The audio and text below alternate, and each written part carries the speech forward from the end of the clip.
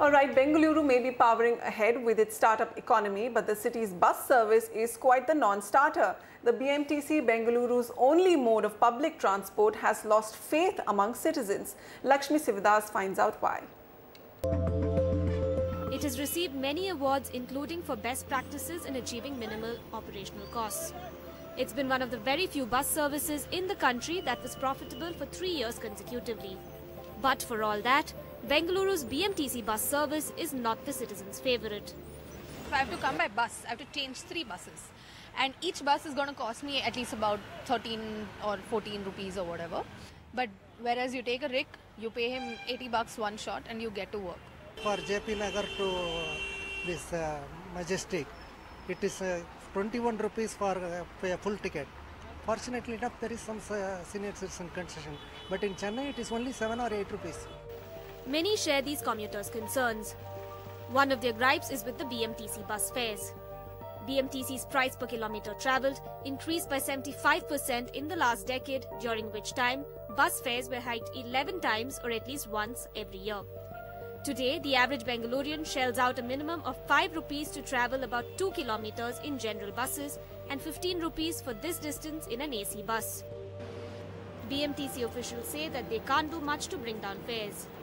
Unlike other corporations, BMTC is a completely self-funded organization. There is no support from government, and on the contrary, we are kind of supporting some of government programs based on what is the cost of operation, on basis of which we derive the ticket. Since we are functioning out of only fare box collections, I think that's the best that we can give in the present scenario. Though I feel that there is need to kind of treat public transport also as a utility, and government should bear a part of the responsibility to make it more affordable for people. To add to this, the BMTC has only 10 appointed parking spaces for vehicles across the city. Another drawback, only 10% of bus stops in the city have bus shelters. Low bus frequencies and lack of last-mile connectivity are also deterring potential commuters. We have about 6,000 plus buses and we have about 2,500 routes. So on an average, every route has about less than 3 buses. So this results in multifold complexity. One is it results in bad frequency for the commuter users. Our wait time increases. We don't have a very good last mile connectivity. So one area of focus to have this operational in Bangalore is to ensure that we have a good trunk and a feeder system.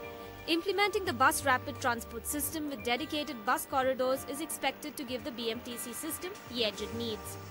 But the BRT's recommendation has been only on paper since 2007. The BMTC buses are currently the only hope for public transport in Bengaluru.